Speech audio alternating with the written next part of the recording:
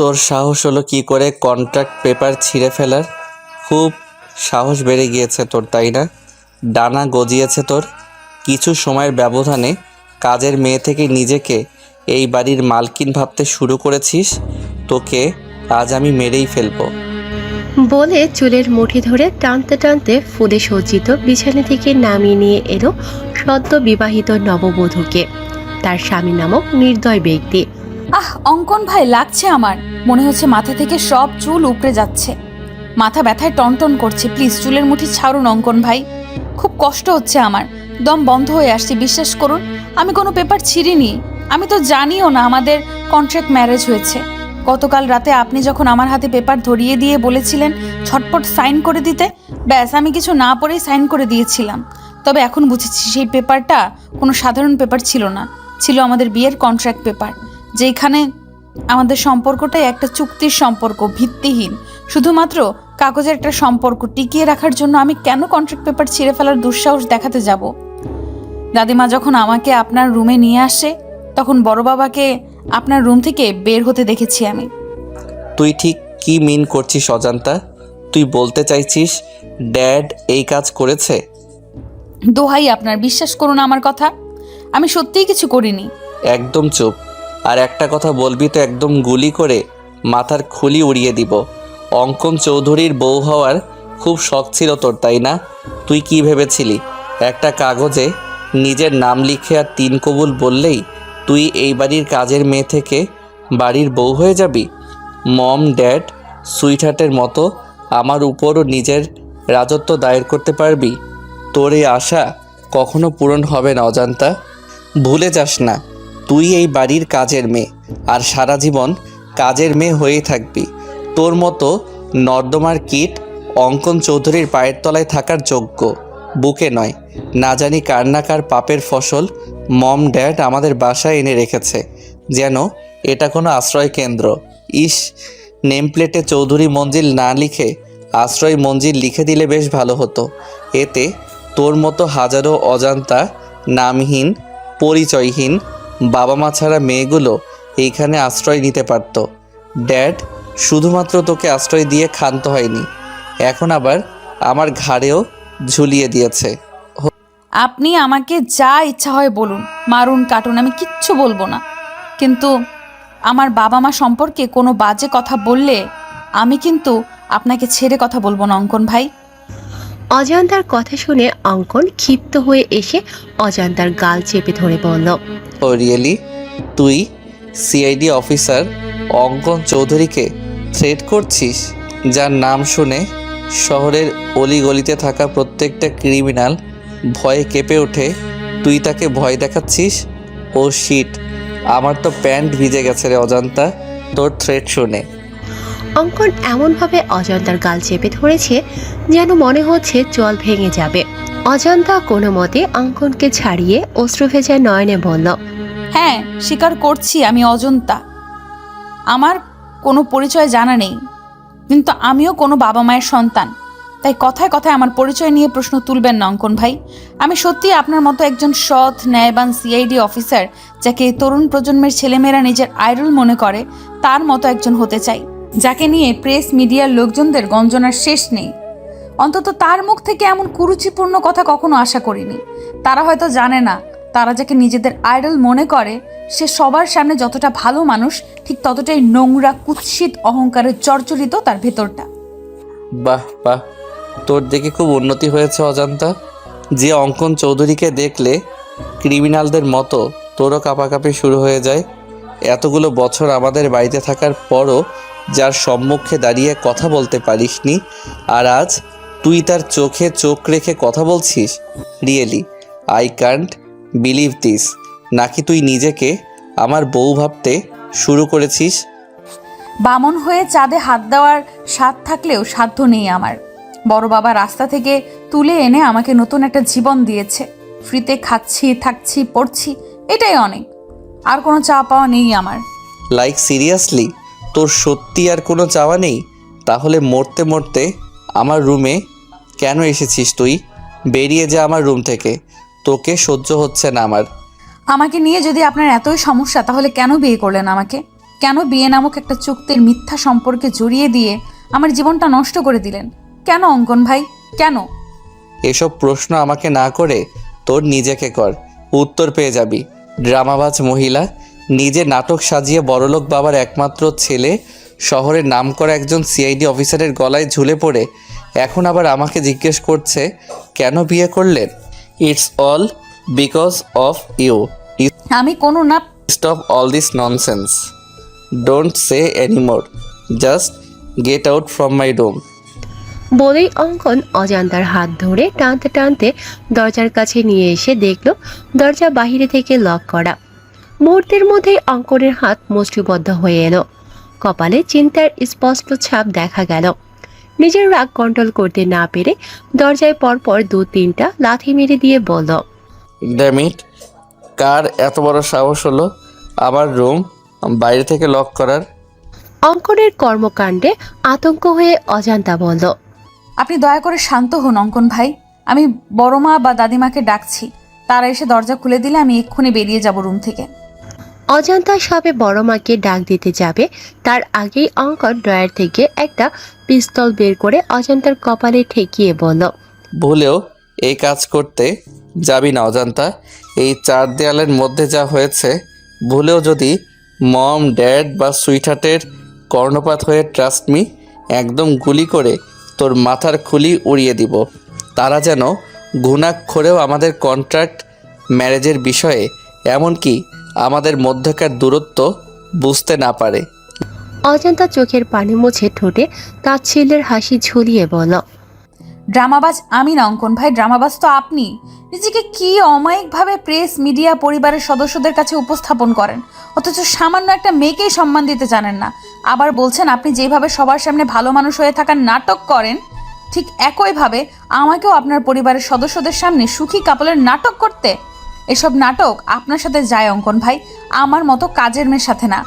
Listen, তোর ওই non stop বকবক শোনার টাইম বা ইচ্ছা কোনোটাই আমার নেই। তুই বিছানায় বসে আমার বিছানা নোংরা করে দিয়েছিস, এখন ঝটপট বেডশিট চেঞ্জ করে দিয়ে আমার চোখের সামনে থেকে সরে যা। অজান্তা বেডশিট চেঞ্জ করে দিয়ে বলল, আপনি নিজেই তো দেখলেন দরজা বাইরে থেকে লক করা, তাহলে আমি রুমের বাইরে যাব কিভাবে? আর কোথায় বা ঘুমাবো আমি? None of my business. বলে অঙ্কন লাইট অফ করে শুয়ে পড়ল। অজান্তা কি করবে বুঝতে না পেরে ঠাই সেখানে দাঁড়িয়ে রইল। ফজরের আজানের মিষ্টি ধ্বনি কর্ণপাত হতেই তন্দ্রা কেটে যাওয়ার সাথে সাথে আপনা আপনি দর্শনেন্দ্রিয় খুলে যায় অজান্তার। অজান্তার গাত্রে এখনও বিয়ের লাল বেনারসি জড়ানো রয়েছে। বিয়ে বাসরাত নিয়ে প্রত্যেকটা মেয়ের জীবনে নানা রকম জল্পনা কল্পনা থাকে। স্বামী নামক অপরিচিত ব্যক্তির জন্য মনের গহীনে কত শত স্বপ্নের জাল বোনা থাকে। সেরকমটা অজান্তারও ছিল, অথচ তার বাসরাতে স্বামীর বিছানার জায়গাটুকু মিলেনি। তার ব্যালকনিতে রাত্রি যাপন করতে হয়েছে। হয়তো তার ললাটে এমনটাই লেখা ছিল। সারা রাত গরম আর মশার কামড়ে একটুও ঘুম হয়নি অজান্তার। রাতে গহনাগুলো খুলে মেঝেতে রেখেছিল, সেগুলো মেঝে থেকে তুলে অঙ্কনের ড্রেসিং টেবিলের উপর খুব সতর্কতার সাথে রেখে অজান্তা পা টিপে টিপে ওয়াশরুমে চলে গেল। অজান্তা নামাজ পড়ার জন্য অজু করে এসে দেখে কোথাও যায় নামাজ নেই। পরক্ষণে অজান্তার চোখ পড়ে রাতে উঠিয়ে রাখা বেডশিটের ওপর। জায়নামাজ না পেয়ে অজান্তা বেডশিট বিছিয়ে ফজরের সালাত আদায় করে নেয়। অজান্তা নামাজ শেষ করে অগোছালো রুমটা পরিষ্কার করছে, এমন সময় দরজার বাহির থেকে আঞ্জুম আরা চৌধুরী গলা শুনতে পায়। দরজার অপর প্রান্ত থেকে আঞ্জুম আরা চৌধুরী বলছেন, সরি দাদু ভাই, আমি তোমাদের প্রাইভেসির জন্য বাইরে থেকে দরজা লক করে দিয়েছিলাম, যাতে তোমাদের বাসরাত আরও মধুময় হয়ে ওঠে, দুজন দুজনের মনের গহীনে পৌঁছে যেতে পারো। আই থিঙ্ক এতে তোমাদের উপকার হয়েছে। দরজা লক খুলে দেওয়া হয়েছে, ফ্রেশ হয়ে তাড়াতাড়ি নিচে এসো, সবাই অপেক্ষা করছে নবদম্পতির জন্য। দরজা খোলা পেয়ে অজান্তা নিজের রুমে চলে আসে চেঞ্জ করার জন্য। অজান্তা একটা চুড়িদার নিয়ে ওয়াশরুমে যাবে, এমন সময় নাতাশা চৌধুরী এসে বলল, অজান্তা, তুই এই রুমে কেন? তুই জানিস না বিয়ে হবার সাথে সাথে পরের ঘর নিজের ঘর হয়ে যায়? গতকাল থেকে বাবুর রুম তোরও রুম হয়ে গেছে। এখন থেকে তুই বাবুর রুমে থাকবি। আমি বাবুর রুমে গিয়ে দেখি বাবু ঘুমিয়ে আছে, কিন্তু কোথাও তোকে না পেয়ে আমার এখানে আসতে হলো। আসলে বড় মা, আমি অঙ্কন ভাইয়ের রুমেই ছিলাম, কিন্তু আমার কাপড় চোপড় সব কিছু এই রুমে রয়েছে, তাই চেঞ্জ করার জন্য এসেছি। আমি এক্ষুনি শাড়ি চেঞ্জ করে চুড়িদার পরিধান করে আসছি। তোকে শাড়িতে অনেক সুন্দর লাগছে অজন্তা, আমি তোর জন্য শাড়ি নিয়ে এসেছি। এখন কথা না বাড়িয়ে তাড়াতাড়ি শাওয়ার নিয়ে এই শাড়ি আর গতকাল তোর বড় বাবা যে গহনাগুলো তোকে দিয়েছে সেগুলো পরে নিচে আয়। ঠিক আছে বড় মা, তবে তোমার অসুস্থ শরীর, তুমি আবার কিচেনে যেও না কিন্তু। আমি চেঞ্জ করে এসে সবার জন্য নাস্তা রেডি করছি। তাছাড়া বেলি তো আছেই, ও আমাকে হাতে হাতে সাহায্য করবে। তুমি একদম আগুনের কাছে যাবে না বড় মা। নাতাশা চৌধুরী অজান্তাকে নিজের বুকে টেনে নিয়ে বলল, পাগলি মেয়েটা কত ভাবে আমার জন্য, এজন্যই আমি আর ইমতিয়াজ তোকে সারা জীবন আমাদের সংসারে রাখার লোভ সামলাতে পারিনি। এখন যা তো, ঝটপট রেডি হয়ে নিচে আয়। নাতাশা চৌধুরী বেরিয়ে গেল। অজান্তা তার দেওয়া প্যাকেট খুলে দেখে একটা কালো আর ব্লু কালারের জামদানি, 2টা শাড়ি রয়েছে, তার সাথে প্রয়োজনীয় সব কিছু। অজান্তার দেরি না করে তাড়াতাড়ি রেডি হয়ে নিচে যাবে। এমন সময় মনে পড়ে বড় মা তো গহনা নিতে বলেছিল, কিন্তু আমি তো ভুলক্রমে গহনাগুলো অঙ্কন ভাইয়ার রুমে রেখে এসেছি। এখন তার রুমে গেলে যদি আবার রাতের মতো বকাঝকা করে, যদি বন্দুক নিয়ে তেড়ে এসে তার বিখ্যাত ডায়লগ দিয়ে বলে, অজান্তা তুই আবার আমার রুমে এসেছিস কেন, এক্ষুনি বের হয়ে যা আমার রুম থেকে, অন্যথায় একদম গুলি করে তোর মাথার খুলি উড়িয়ে দেব। তখন কি জবাব দেব আমি? পরক্ষণেই মনে হলো এই টাইমে অঙ্কন ভাই জগিং করতে বের হয়, নিশ্চয়ই আজও তার ব্যতিক্রম হয়নি। আমি নিশ্চিন্তে গিয়ে আমার গহনাগুলো নিয়ে আসতে পারবো। এক বুক আশার সঞ্চার করে অজান্তা অঙ্কনের রুমের দিকে পা বাড়ালো। ফোন ভাইব্রেটের শব্দে ঘুম ভেঙে গেল অঙ্কনের। অঙ্কন তড়িঘড়ি করে উঠে ফোনের দিকে চোখ পড়তেই বলল, ও শিট, আমার জগিংয়ের সময় পার হয়ে যাচ্ছে আর আমি ঠিকই পাইনি। সব হয়েছে ওই ড্রামাবাজ মেয়েটার জন্য। ওর জন্যেই অনেক রাত পর্যন্ত জেগে থাকতে হয়েছে, যার কারণে আজ আমার জগিং মিস হয়ে গেল।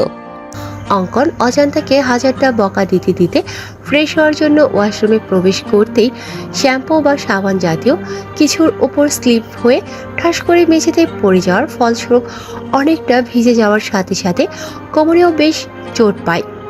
বিরক্তিতে অঙ্কন মুখ থেকে জল জাতীয় শব্দ বের করে বলল, আমি স্পষ্ট বুঝতে পারছি আমার ওয়াশরুমে কেউ এসেছিল, কিন্তু কে হতে পারে? আমার অনুমতি ব্যতীত কারো সাহস হবে না আমার রুমে প্রবেশ করার। ও মাই গড, তার মানে ওই ড্রামাবাজ নোংরা মেয়েটা আমার ওয়াশরুমেও চলে এসেছে। তোর সাহস দেখে আমি অবাক হয়ে যাচ্ছি অজান্তা। এর জন্য তোর কঠিন শাস্তি ভোগ করতে হবে। I will teach you a good lesson, mind it. একে তো তোর জন্য আজকে জগিং করতে যেতে পারিনি, এখন আবার কোমরে ব্যথা পেতে হলো, আবার ভিজেও গিয়েছি। এখন তো শাওয়ার না নিয়ে বেরো হতে পারবো না, কিন্তু টাওয়েল তো আনিনি। অঙ্কন তাওয়াল নিতে আসবে এমন সময় রুম থেকে কারো পায়ের শব্দ শুনতে পেল। অঙ্কন ভাবছে নিশ্চয়ই সুইটহার্ট এসেছে। সে ওয়াশরুম থেকে হাঁক ছেড়ে বলল, সুইটহার্ট মাই ডার্লিং, আমার টাওয়েলটা একটু দিয়ে যাও তো। অজান্তা ভেবেছিল অঙ্কন ভাই নিশ্চয়ই রুমে থাকবে না। এই আশায় তার গহনাগুলো নেয়ার উদ্দেশ্যে অঙ্কনের রুমে এসে হাজির হয়েছিল, কিন্তু ওয়াশরুম থেকে তীব্র আওয়াজ শুনে বুঝতে পারে তার ধারণা ভুল। সে হাড়ে হাড়ে টের পাচ্ছে, যেখানে বাঘের ভয় সেখানেই সন্দেহ হয়। এই প্রবাদটার মানে অজান্তা তড়িঘড়ি করে গহনাগুলো নিয়ে রুম থেকে বের হতে যাবে, তার আগে আবারও শুনতে পায়, সুইটহার্ট, কোথায় গেলে তুমি? দাও না আমার টাওয়েলটা। আমার কিন্তু শুধুমাত্র একটা হাফ প্যান্ট পরা। তুমি কি চাচ্ছ আমি হাফ প্যান্ট পরে তোমার সামনে আসি? তুমি টাওয়েল না দিলে আমি সত্যি সত্যি এই অবস্থায় তোমার সামনে চলে আসব। অজান্তা এদিক সেদিক তাকিয়ে বলল, দূর, কি মুসিবতে পড়ে গেলাম। এখন কি করব আমি? আমার কি তাকে সাহায্য করা উচিত? তাছাড়া অঙ্কন ভাই মনে করেছে রুমে তার সুইটহার্ট এসেছে, তাই আমি যদি টাওয়াল দিয়ে আসি তাহলে সে ভাববে সুইটহার্টই দিয়েছে। অজান্তা আকাশ কুসুম চিন্তা করে তাওয়াল নিয়ে দরজায় নক করল। অঙ্কনের মাথায় দুষ্টু বুদ্ধি চেপে বসে। অঙ্কন মুচকি হেসে বলে, সকাল সকাল সুইটহার্টের প্রেমের বইটা খুলে দিয়ে তাকে প্রেমের অতল সাগরে ভাসিয়ে নিয়ে গেলে কেমন হবে ব্যাপারটা? নিশ্চয়ই খুব বকা দিবে আমাকে, আমার কান মলে দিবে। দিক না, আমিও তো এমনটাই চাই। আমি আবারও সুইটহার্টের আগের মতো শাসন, আদর, ভালোবাসা পেতে চাই। বড্ড মিস করি শাসনগুলো। সে আদর, ভালোবাসা, শাসন পেতে আমাকে যদি এতটুকু দুষ্টুমি করতে হয়, করব আমি।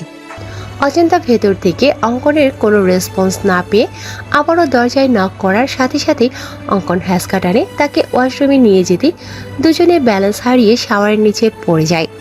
অজান্তা ভেতর থেকে অঙ্কনের কোনো রেসপন্স না পেয়ে আবারও দরজায় নক করার সাথে সাথেই অঙ্কন হ্যাঁচকা টানে তাকে ওয়াশরুমে নিয়ে যেতেই দুজনে ব্যালেন্স হারিয়ে শাওয়ারের নিচে পড়ে যায়। শাওয়ারের নিচে পড়ে দুজনেই কাক ভেজা হয়ে গিয়েছে। অঙ্কন অজান্তার দিকে তাকিয়ে ভাবছে, শুনেছি বাঙালি মেয়েদের নাকি বিয়ের পরে সৌন্দর্য শতগুণ বেড়ে যায়। অজান্তার ক্ষেত্রেও তাই হয়েছে। হয়তো হয়েছে আজকে সম্পূর্ণ অন্যরকম লাগছে, মনে হচ্ছে নতুন কোনো অজান্তাকে দেখছে। কিন্তু কেন? তখনই অঙ্কনের চোখ যায় অজান্তার নোজপিনের দিকে। অঙ্কন বুঝতে পারে অজান্তার সৌন্দর্যের বৃদ্ধির কারণ তার নোজপিন, যা এতদিন তার নাকে ছিল না। হঠাৎ করে নাকফুল পড়েছে, যার কারণে তাকে সম্পূর্ণ অন্যরকম লাগছে। পরক্ষণেই অঙ্কন কি হচ্ছে বুঝতে পেরে তড়িঘড়ি করে অজান্তার ওপর থেকে উঠে অজান্তাকে বলল, হাউ ডেয়ার ইউ! তোর সাহস হলো কি করে পারমিশন ছাড়া আমার রুমে প্রবেশ করার? নাকি আমার হাতে মরার স্বাদ জেগেছে তোর? দিব নাকি গুলি করে মাথার খুলি উড়িয়ে? অজান্তা মনে মনে বলল, দাদিমা সব সময় একটা কথা বলে, নরম মাটিতে নাকি কেঁচো লাগে বেশি। তাই আমি যত অঙ্কন ভাইয়ের সামনে দুর্বলতা প্রকাশ করব, অঙ্কন ভাই তত আমাকে আঘাত করবে, অপমান করবে, যেমনটা গতকাল রাতে করেছিল। অজান্তা নিজেকে সংযত করে বলল, আমি ইচ্ছে করে এসেছি নাকি? আপনি নিজেই বারবার টাওয়াল চাচ্ছিলেন, তাই বাধ্য হয়ে আমার আসতে হয়েছে। তুই কি সুইটহার্ট? আমি সুইটহার্টকে টাওয়েল দেওয়ার জন্য ডেকেছি, তোকে নয়। আমি তো আপনার উপকার করতে এসেছিলাম, কিন্তু আপনি যে আমার হাত ধরে টেনে ভেতরে নিয়ে আসলেন, আমাকে ভিজিয়ে দিলেন, এই বেলায় কিছুই না। আর আমি কিছু বলতে গেলেই আপনার সেই চিরচেনা এক ডায়লগ দিবেন, একদম গুলি করে মাথার খুলি উড়িয়ে দিব। বলি কি, এ পর্যন্ত কয়টা মানুষের গুলি করে মাথার খুলি উড়িয়ে দিয়েছেন? তোর সাহস দেখে সত্যি আমি অনেক অবাক হয়ে যাচ্ছি। এক রাতের ব্যবধানে মুখে খই ফুটতে শুরু হয়ে গিয়েছে। রাতেও তোর চোখে মুখে আমি ভয়ের স্পষ্ট ছাপ দেখতে পেয়েছি, বাট এখন সেই ভয়ের ছাপ নেই। এক রাতেই এত চেঞ্জ? আপনি বাঘ না ভাল্লুক যে আপনাকে ভয় পেতে হবে? হ্যাঁ, আগে ভয় পেয়েছি, কারণ তখন আপনি অন্য পুরুষ ছিলেন, আর এখন আপনি বিয়ে করা বর। আমার বিয়েটা যেইভাবেই হোক হয়েছে তো। বড়মা বলেছে বিয়ের পরে বরের সব কিছু নিজের হয়ে যায়, তাই এটা যেমন আপনার রুম তেমনি আমারও রুম। আর নিজের রুমে প্রবেশ করতে যদি অনুমতি নিতে হয়, তাহলে আপনিও আমার থেকে অনুমতি নিয়ে রুমে প্রবেশ করবেন। অঙ্কন কিছু বলতে যাবে তার আগেই রুম থেকে আলিশা হাঁক ছেড়ে বলল, অজান্তা আপু, অঙ্কন ভাইয়া, তোমরা কি করছো ওয়াশরুমে? মাই গড, তোমাদের কি রুমে জায়গা কম পড়েছে যে ওয়াশরুমে গিয়ে রোম্যান্স করতে হচ্ছে? তোমাদের রোম্যান্স শেষ হলে তাড়াতাড়ি নিচে আসো, সবাই তোমাদের জন্য অপেক্ষা করছে। আলিশার সাড়া পেয়ে অজান্তা নিজের রুমে গিয়ে চেঞ্জ করে অন্য একটা শাড়ি পরে নিচে এসে দেখে সবাই ব্রেকফাস্ট না করে তাদের জন্য অপেক্ষা করছে। অজান্তা ডাইনিং টেবিলে এসে দেখে হরেক রকমের রেসিপির রান্না হয়েছে, যার মোমো গন্ধে পুরো বাড়ি ছড়িয়ে গিয়েছে। অজান্তা মেকি রাগ দেখিয়ে নাতাশা চৌধুরীকে বলল, তোমাকে বারণ করেছিলাম বড়মা কিচেনে যাবে না, তবু কেন অসুস্থ শরীর নিয়ে রান্না করতে গেলে? তাছাড়া ব্রেকফাস্টে তো ভারী কোনো খাবার খাওয়া হয় না, তাহলে আজ ঘটা করে এত আয়োজন কেন? তোকে হয়তো আমি গর্ভে ধারণ করিনি, কিন্তু সেই ছোটবেলা থেকে মায়ের আদর দিয়ে তোকে বড় করেছি। সেই ছোট্ট মেয়েটা আজ নতুন জীবনের সূচনা করেছে, তার খুশির জন্য আমার এইটুকু কষ্ট কিছুই না। সাধারণত বিয়েতে কত বড় আয়োজন করা হয়, আমরা তো সেই ধরনের কিছুই করিনি, তাই নিজের সামান্য কিছু ট্রাই করেছি। অবশ্য আমি একা করিনি, আলিশা বেবিও সাহায্য করেছে আমাকে। অজান্তা নাতাশা চৌধুরীকে জড়িয়ে ধরে বলল, তোমাকে জড়িয়ে ধরলে কেন আমি মায়ের ফিল, আমার মায়ের গন্ধ পাই বড়মা? কেন মনে হয় তুমি আমার গর্ভধারিণী মা? তুই আমার নিচের পেটের মেয়ে, তাই হয়েছে। শান্তি, এবার কথা না বাড়িয়ে তাড়াতাড়ি খেতে বস, আমি তোদের তিনজনকেই নিজের হাতে খাইয়ে দিব, কিন্তু বাবু এখনো আসছে না কেন? মম, ওই যে দেখো ভাইয়া চলে এসেছে। এখন তাড়াতাড়ি খেতে দাও তো, খুব খিদে পেয়েছে। ব্রেকফাস্টে আজ এত এত খাবার খেতে পারবো কখনো ভাবিনি। এসব কিছু হয়েছে অজান্তা আপুর জন্য। ধন্যবাদ আপু। হয়েছে, আর এত ধন্যবাদ দিতে হবে না। অঙ্কন চেয়ার টেনে আর চোখে অজান্তার দিকে তাকিয়ে বলল, সকাল সকাল ড্রামা শুরু করে দিয়েছে, ড্রামাবাজ মহিলা একটা।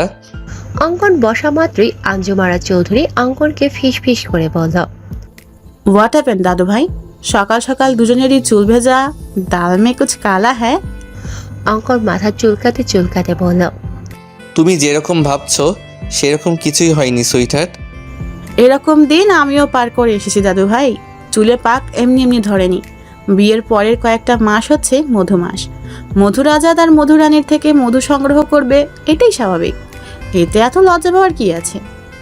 অঙ্কন প্রসঙ্গ পরিবর্তন করতে বলল, মম কোথায় সুইটহার্ট? তাড়াতাড়ি ব্রেকফাস্ট দিতে বলো তো, আমার একটু তাড়া আছে, বেরোতে হবে আমাকে। বিয়ের পরের দিনই নতুন বউ ছেড়ে কোথায় যাবে দাদু ভাই? ইনভেস্টিগেশনে যেতে হবে সুইটহার্ট। তুমি তো ছুটিতে রয়েছো, তাহলে আবার ইনভেস্টিগেশনে কেন? নতুন নতুন বিয়ে করছো, কোথায় বউকে একটু সময় দিবা, আদর আহ্লাদ করবা, তা নয়তো সেই ছুটছো ইনভেস্টিগেশনে। অন্য অফিসার তো আছে, তারা ঠিক সামলে নিবে। তোমার কাজ কোথাও যেতে হবে না। গ্রাম থেকে কিছু মেহমান আসবে, বিকালে ছোটোখাটো প্রভাতের অনুষ্ঠানের আয়োজন করা হয়েছে। তুমি কোথাও যাচ্ছ না, বাস। এমনটা হয় না সুইটহার্ট, থানায় 4টা মিসিং ডায়েরি এসেছে বাচ্চা নিখোঁজ হওয়ার, যার ইনভেস্টিগেশনের সম্পূর্ণ দায়িত্ব পড়েছে আমাদের সিআইডি টিমের উপর। আর ডিপার্টমেন্টের আমি একজন সিনিয়র সিআইডি অফিসার হয়ে হাত পা গুটিয়ে বাড়ি বসে থাকতে পারি না সুইটহার্ট। একটার পর একটা বাচ্চা নিখোঁজ হচ্ছে এতিমখানা থেকে, আর আমাদের সন্দেহ এতিমখানার সাথে জড়িত কেউ এই কাজ করেছে। হয়তো সে বাচ্চা পাচারকারীদের সাথেও জড়িত। তাই আরও বাচ্চা মিসিং হওয়ার আগেই আমাদের অপরাধীদের ধরতে হবে। নাতাশা চৌধুরী কিচেন থেকে পায়েসের বাটি নিয়ে আসছিল ডাইনিং এর দিকে। এমন সময় এতিমখানার কথা শুনে অঙ্কনকে জিজ্ঞাসা করল, কোথায় যাবি বাবু? তুই না ছুটি নিলি? কুসুমপুর এতিমখানায় মম। কুসুমপুর এতিমখানার কথা শুনে নাতাশা চৌধুরীর হাত থেকে পায়েসের বাটির নিচে পড়ে বাটিতে থাকা পায়েস মেঝেতে ছড়িয়ে ছিটিয়ে যায়। তুমি শুধু শুধু টেনশন করছো বৌমা। তুমি যেরকম ভাবছো সেরকম কিছুই হবে না। দেখো আম্মা, কুসুমপুর এতিমখানায় গিয়ে যদি বাবুর অতীত তার সামনে চলে আসে, বাবু যদি ওর নিজের সম্পর্কের সবটা জেনে যায়, আর যদি আমাদের ভুল বুঝে দূরে সরে যায়, তখন কি নিয়ে বাঁচবো আমি? তুমি অযথা টেনশন করছো। তাছাড়া তুমি কোনো অন্যায় তো করোনি। তোমার প্রয়োজন ছিল একটা সন্তানের, আর দাদু ভাইয়ের প্রয়োজন ছিল একটা পরিবার, মা বাবা। দাদু ভাই একটা পরিবার পেয়েছে, তুমি পেয়েছো একটা সন্তান। যদিও তুমি দীর্ঘ 8 বছর পরে একটা মৃত সন্তান জন্ম দিতে সক্ষম হয়েছিলে, কিন্তু সে তো আর পৃথিবীর আলো দেখতে পারেনি। না না আম্মা, আমি মৃত সন্তান জন্ম দেইনি। যদিও চেক আপ করে আমাকে বলা হয়েছিল আমার ছেলে সন্তান হবে, কিন্তু আমার স্পষ্ট মনে আছে যখন আমার জ্ঞান ছিল আমি কন্যা সন্তানের কান্নার আওয়াজ পেয়েছিলাম। অর্থাৎ আমি কন্যা সন্তানের জন্ম দিয়েছিলাম, কিন্তু যখন আমার জ্ঞান ফিরে আসে নার্স আমার কাছে একটা মৃত ছেলে সন্তান দেয় আর বলে আমি মৃত সন্তান জন্ম দিয়েছি। আমি আগেও আপনাদের বলেছি আম্মা, কিন্তু আপনারা কেউ আমার কথা বিশ্বাস করেননি। উল্টো আমাকে সন্তান হারানোর বেদনায় মানসিক রোগী বলেছেন। বিশ্বাস করেন আম্মা, আমার সত্যিই মেয়ে হয়েছিল, কিন্তু জানি না কার নজর লেগেছিল আমার মেয়ের উপর, আমার পরিবারের উপর। তারা আমার মেয়েকে সরিয়ে তার জায়গায় একটা মৃত ছেলে সন্তান দিয়ে দিল। আর ইমতিয়াজও ভেবেছিল আমি হয়তো 8 বছর পর কোনো মৃত সন্তান মেনে নিতে পারিনি, তাই উল্টাপাল্টা বকেছি, যার কারণে ইমতিয়াজও আমার মেয়েটার কোনো খোঁজ করেনি। বলে কান্নায় ভেঙে পড়লেন নাতাশা চৌধুরী। এখন আর এসব বলে কি লাভ বৌমা? যা হবার হয়েছে। এখন বেশি না বকে তুমি একটু বিশ্রাম নাও। অঙ্কন আর তার টিমের সদস্যরা 5 মিনিট আগে কুসুমপুর এতিমখানায় এসে পৌঁছেছে। এতিমখানায় প্রায় 300-400 বাচ্চা রয়েছে, যার পরিচালনার দায়িত্ব নিয়েছেন স্থানীয় এলাকার চেয়ারম্যান রওনক হোসেন, এবং তার সাথে কিছু ফাউন্ডেশন যুক্ত রয়েছে, যা থেকে এতিমখানার বাচ্চাদের জন্য বিভিন্ন অনুদান আর্থিক সহায়তা প্রদান করা হয়। একে একে যখন 4টা বাচ্চা নিখোঁজ হয়ে যায় তখন রওনক হোসেন নিজে থানায় গিয়ে মিসিং ডায়েরি করে আসে। অঙ্কন এসে রওনক হোসেনকে জিজ্ঞাসা করল, আচ্ছা চেয়ারম্যান সাহেব, এসব হলো কিভাবে? 4টা বাচ্চা কি একসাথে নিখোঁজ হয়েছে নাকি আলাদা আলাদাভাবে? স্যার, আমি চেয়ারম্যান মানুষ, আমার নানার কাজে ব্যস্ত থাকতে হয়। আমি শুধুমাত্র এতিমখানা পরিচালনা করি, কিন্তু বাচ্চাদের দেখাশোনা করতে রহমত চাচাকে অনেক বিশ্বস্ত একজন লোক। অনেক আগে থেকে এখানে রয়েছে, অর্থাৎ আমার আগে এতিমখানা পরিচালনা করতো আমার বাবা। রহমত চাচা তখন থেকেই এখানে রয়েছে। 2 দিন আগে রহমত চাচা আমাকে ফোন করে বলে যে রাব্বি নামের একটা ছেলেকে অনেকক্ষণ যাবৎ দেখতে পাচ্ছে না। পরে নাকি বেলা জানায় সকাল 10টা নাগাদ রাব্বির দুঃসম্পর্কের কোনো মামা এসে রাব্বিকে নিয়ে গিয়েছে, তবে বিকালের মধ্যে এসে রাব্বিকে আবার দিয়ে যাবে। কিন্তু রাব্বি আর ফিরে আসেনি। বিকাল করে সন্ধ্যা হয়ে যায়, কিন্তু আর যখন সবাই রাব্বিকে খুঁজতে ব্যস্ত হয়ে পড়ে তখন আলিফ নামের ছেলেটা নিখোঁজ হয়ে যায়। 1 মিনিট চেয়ারম্যান সাহেব, এই বেলাকে? অঙ্কনের কথা শুনে পাশ থেকে একটা মধ্যবয়সী মহিলা বলে উঠল, আমি করছি সাহেব। এই বেলা 1 নাম্বারের কুটনি বেডি, একজনের কথা অন্যজনের কাছে লাগানোর কাজ। বেয়াদব একটা মহিলা, ওর মধ্যে কোনো শিক্ষে দিক্ষে নাই, আছে খালি কুটনামি ওনার গুণ। ওর ওই কুটনামির জন্যে ওর বর ওরে তালাক দিছে, তাই এখন এই এতিমখানায় আসে উঠিছে। এতিমখানায় রান্ধার কাম করে ওই কুটনি বেডি। আমার মনে হচ্ছে ওই কুটনি বেডি নিশ্চয়ই এই কাজের লগে জড়িত আছে। ওই বেডি এই ফুলের মতন বাচ্চাগুলানরে গায়েব করিছে। কিন্তু তুমি কে?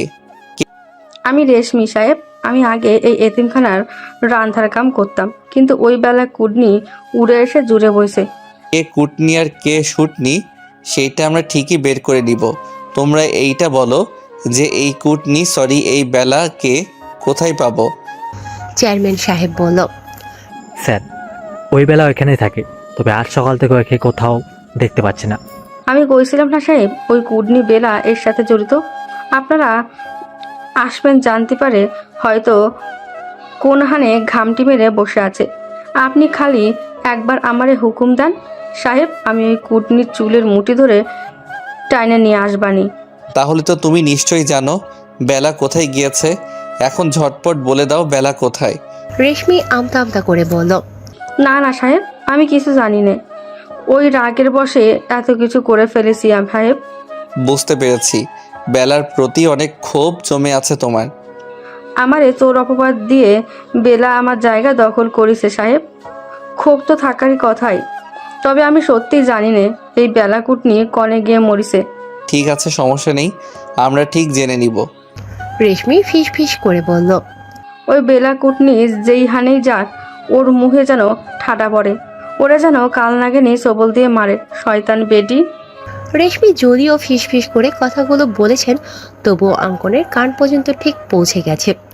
অঙ্কন মুচকি হেসে রেশমির ভাষা ফলো করে বলল, বেডি মাইন্সের শত্রু। আজ বিকেলে ছোটখাটো বৌভাতের অনুষ্ঠানের আয়োজন করার কথা ছিল, কিন্তু অঙ্কন না থাকায় অনুষ্ঠান ক্যান্সেল করা হয়েছে। অজান্তা অঙ্কনের ব্যালকনিতে দাঁড়িয়ে রয়েছে। এমন সময় দেখে বেলি তার সমস্ত জিনিসপত্র অঙ্কনের রুমে নিয়ে এসেছে, যা দেখে অজান্তা অনেকটা অবাক হয়ে জিজ্ঞেস করল, এ কি বেলি, তুমি আমার সব জিনিসপত্র অঙ্কন ভাইয়ের রুমে নিয়ে এসেছো কেন? আমি বলেছি। পাশ থেকে নাতাশা চৌধুরী বললেন, এখন থেকে তোর সব কিছু এখানেই থাকবে। নে, তোর কাপড় চোপড় আলমারিতে গুছিয়ে রাখ। বড়মা, কি হয়েছে তোমার? তোমাকে এমন লাগছে কেন? চোখ ফোলা, নাক লাল হয়ে আছে, নিশ্চয়ই অনেক কান্না করছো। কিন্তু কেন বড়মা? তোমাকে মাঝে মাঝে দেখি লুকিয়ে লুকিয়ে কান্না করো। কিসের এত কষ্ট তোমার বড়মা? বলো না বড়মা। তোমার কষ্টে আমার ভালো লাগে না, আমার কলিজা ছিঁড়ে বেরিয়ে আসতে চায়। বলো না বড়মা, কি হয়েছে তোমার? নাতাশা চৌধুরী কোনো কথার উত্তর না দিয়ে চুপচাপ রুম থেকে বেরিয়ে আসে।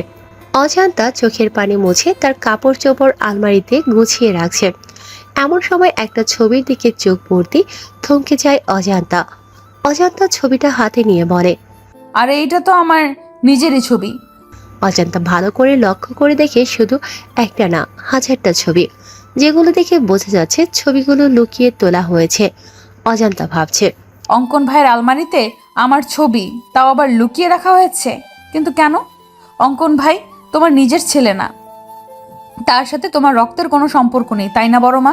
কিসব আবল তাবল বকছিস অজন্তা? বাবু আমার নিজের ছেলে, তোকে এসব কথা কে বলছে? এই কাগজটা জানো এটা কিসের কাগজ? জন্ম নিবন্ধনের কাগজ, যেখানে অঙ্কন ভাইয়ের নামের জায়গায় অঙ্কন চৌধুরী নয়, অঙ্কন তালুকদার দেওয়া। আর বাবা তুহিন তালুকদার আর মা নাজমা তালুকদার। আজ যখন তুমি আর দাদিমা গল্প করছিলে তখন সবটা শুনেছি আমি। তখনই আমার মনে সন্দেহ জাগে। আর এই লকারের সমস্ত জিনিস অঙ্কন ভাইয়ের, সেটা আমি আগে থেকেই জানতাম। তাই তুমি যখন ঘুমিয়েছিলে আমি লুকিয়ে তোমার থেকে চাবি নিয়ে এই তালাবদ্ধ ঘরে এসেছিলাম। ব্যাস, এইখানে এসে দুধ কা দুধ পানি কা পানি হয়ে গেল। আমার সমস্ত সন্দেহ দূর হয়ে গেল। এরপরও তুমি নিশ্চয়ই বলবে না যে অঙ্কন ভাই তোমার নিজের ছেলে? হ্যাঁ, বাবুর সাথে আমার রক্তের কোনো সম্পর্ক নেই, কিন্তু নিজে জন্ম না দিলে কি মা হওয়া যায় না? সেই ছোটবেলা থেকে বাবুকে আমি মাতৃ স্নেহ দিয়ে বড় করেছি। আমি ভাবতেও পারি না বাবু আমার রক্ত নয়। কিন্তু তুমি বড় বাবা চাইলেই তো অঙ্কন ভাইকে দত্তক নিতে পারতে। তোর বড় বাবার সাথে আমার রিলেশন করে বিয়ে হয়, যা তোর দাদু মানলেও দাদিমা মেনে নিতে পারেনি। পরে সে সত্যতাই আমি যদি বিয়ের বছরেই তার বংশের প্রদীপ জ্বালাতে পারি তাহলে সে আমাকে মেনে নিবে। আমাকে ছেলে সন্তানের জন্ম দিতে হবে, কিন্তু 7 বছর চেষ্টার পরেও কোনো সন্তানের মুখ দেখতে পারিনি আমি। কত ডক্টর কবিরাজ দেখিয়েছি, কিন্তু দিন শেষে শূন্য হাতে ফিরেছি। অবশেষে 8ম বছরে আল্লাহ আমার দিকে মুখ তুলে চান। আমি কনসিভ করি, কিন্তু প্রচণ্ড অসুস্থ হয়ে পড়ি। সম্পূর্ণ বেড রেস্টে থাকতে হয়েছিল। যেদিন আমার ডেলিভারি ডেট ছিল সেদিন হঠাৎ ইমতিয়াজের জরুরি একটা কাজ পড়ে যায়। অবশ্য ইমতিয়াজ যেতে চায়নি, আমি আমার উপর ভরসা করে ইমতিয়াজকে জোর করে পাঠিয়েছিলাম। এটুকু বলেই থামলেন নাতাশা চৌধুরী। তারপর কি হলো বড় মা? আমাকে ওটিতে নেওয়া হলো। আমার মেয়ে হয়েছিল, কিন্তু আমাকে বলা হয়েছিল আমার ছেলে সন্তান হয়েছে, তবে জীবিত নয়, মৃত সন্তান। প্রচণ্ড ভেঙে পড়ি আমি। কিছুদিন পরে যখন সুস্থ হই তখন ডাক্তার জানিয়ে দেয় আমি কখনো মা হতে পারবো না। এই কথা শুনে তো দাদিমা ইমতিয়াজকে বলে আমাকে ডিভোর্স দিতে, কিন্তু ইমতিয়াজ আমাকে ডিভোর্স দেয় না। এতে আম্মা ইমতিয়াজের উপরও রেগে যায়। তারপর? আমরা কুসুমপুরে এতিমখানায় সন্ধান পাই। সেখানে গিয়ে বাবুকে মনে ধরে আমার। আমি তাকে দত্তক নিতে চাই, কিন্তু তোর দাদিমা নিতে নারাজ ছিল। তার এক কথা, দত্তক নিলে ওই ছেলের ঠাঁই হবে না চৌধুরী মঞ্জিলে। আমার কথা অনুযায়ী বাবুকে দত্তক নিতে পারি না। বাবু তখন বাচ্চা ছেলে ছিল, কিছু বোঝার বয়স হয়নি তখন। ও জানে আমরাই ওর বাবা মা, কিন্তু এখানে থেমে থাকেনি। বাবুকে চৌধুরী মঞ্জিলে আনার পর এতটুকু বাচ্চাকে বারবার প্রাণে মেরে ফেলার চেষ্টা করা হয়েছে। কে বা কারা এমন করেছে আমরা বুঝতেও পারিনি। পরে অনেক চিন্তা ভাবনা করে বাবুকে কানাডা পাঠিয়ে দিই আমার বোনের কাছে।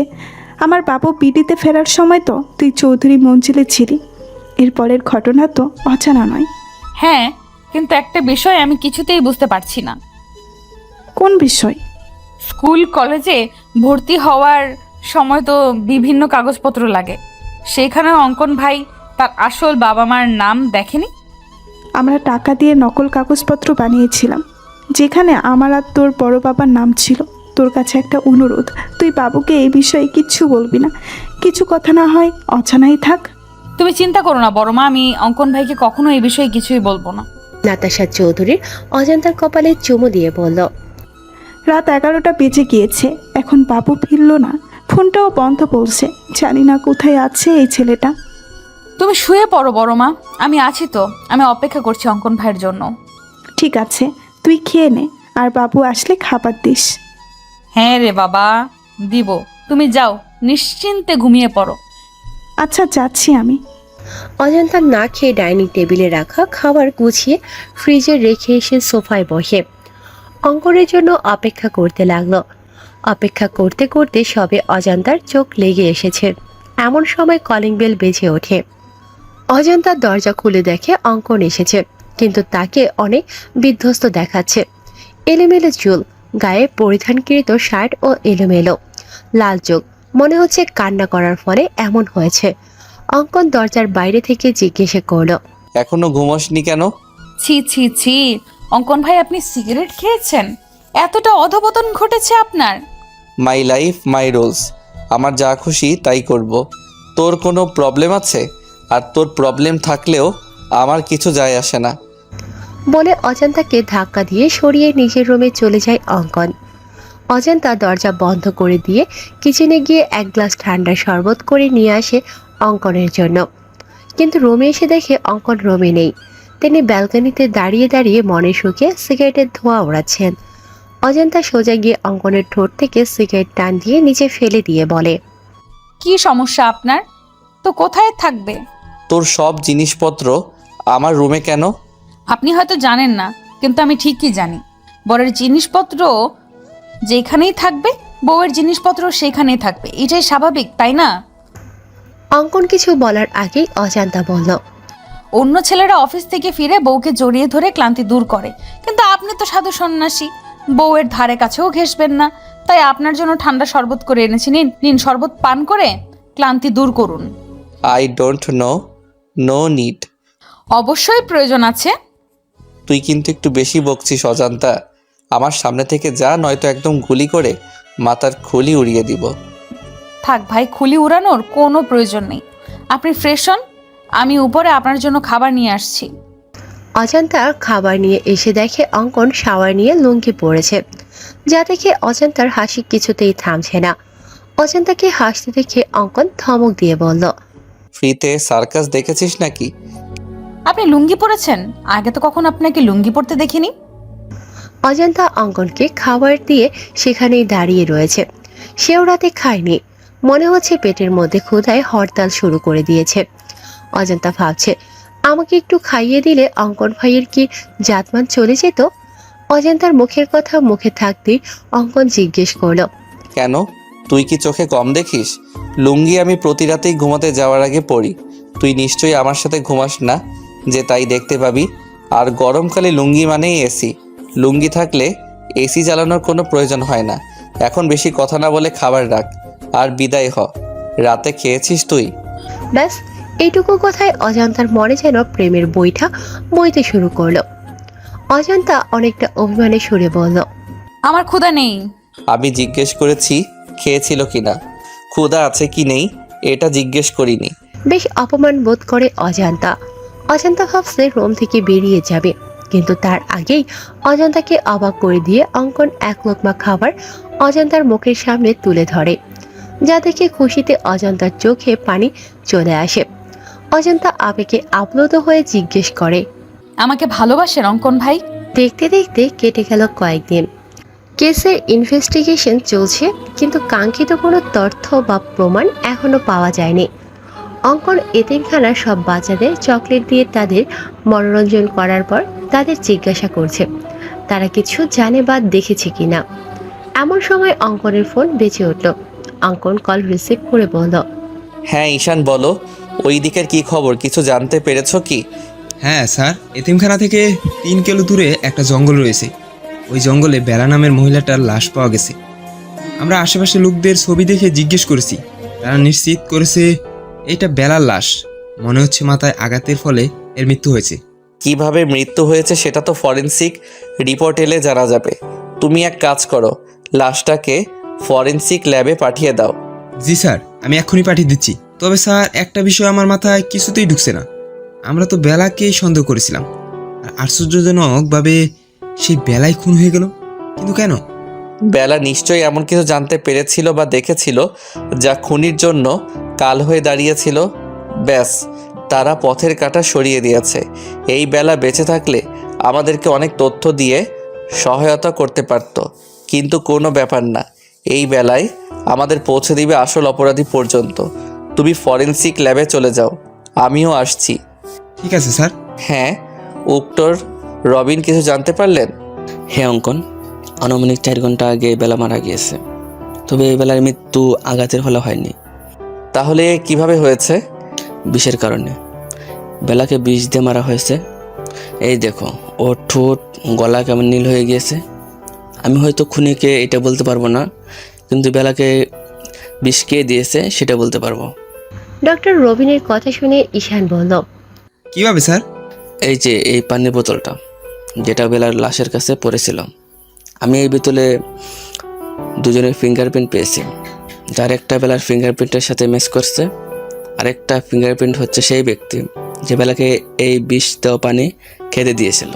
অঙ্কন বলল, এবার আমার কাছে বিষয়টা একদম পানির মতো পরিষ্কার হয়ে গেল। মানে কেউ বেলাকে জঙ্গলে ডাকে, এরপর বেলা যখন জঙ্গলে যায় তখন কেউ বেলাকে পেছন থেকে মাথায় ভারী কিছু দিয়ে বাজেভাবে আঘাত করে। বেলা মৃত্যু যন্ত্রণায় ছটফট করতে থাকে। তার পানির তেষ্টা পায়। শেষবারের মতো হয়তো পানি খেতে চেয়েছিল, আর তখনই কেউ বেলাকে এই বিষ মিশ্রিত পানির বোতল দেয়, আর যার ফলে বেলার মৃত্যু ঘটে। একদম ঠিক বলেছ অঙ্কন, বেলার সাথে এমনটাই হয়েছে। ফিঙ্গারপ্রিন্ট যখন পাওয়া গিয়েছে, খুনিকেও খুব সহজে আমরা ধরে ফেলবো। কাল সকালে আবারও আমাদের কুসুমপুর এতিমখানায় যেতে হবে। ওই এতিমখানাতেই লুকিয়ে রয়েছে সব রহস্যের সমাধান। অফিসের কাজ শেষ করে বাড়ি ফেরার সময় অঙ্কন দেখলো একজন ঝালমুড়ি বিক্রেতা ঝালমুড়ি বিক্রি করছে। অঙ্কন ভাবলো ড্রামাবাজ মেয়েটা ঝালমুড়ি খুব পছন্দ করে। ঝালমুড়ি পেলে যেন দিন দুনিয়া সব ভুলে যায়। কি সব অখাদ্য গিলে মেয়েটা! সব অখাদ্য খাওয়ার ফলে শরীরের এই অবস্থা। মনে মনে অজান্তাকে হাজারটা বকা দিয়ে অঙ্কন 100 টাকার ঝালমুড়ি নিয়ে বাইকের স্পিড বাড়িয়ে দিয়ে তাড়াতাড়ি বাড়ি পৌঁছালো। অঙ্কন ভেবেছিল হয়তো অজান্তা তার ফেরা অবধি অপেক্ষা করবে, কিন্তু কলিং বেল পেয়ে দরজা খুলে দিল নাতাশা চৌধুরী।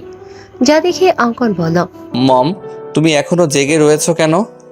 জেগে না থাকলে দরজা খুলে দিত কে শুনি? কেন, তোমার আদরের মেয়ে অজান্তা কোথায়?